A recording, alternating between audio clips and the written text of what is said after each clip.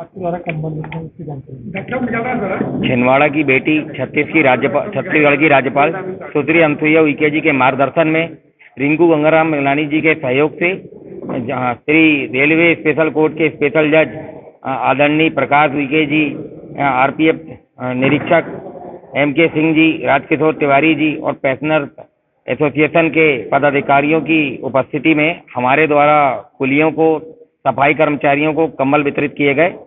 Satyendra Thakur, zonal सदस्य, छिंदवाड़ा।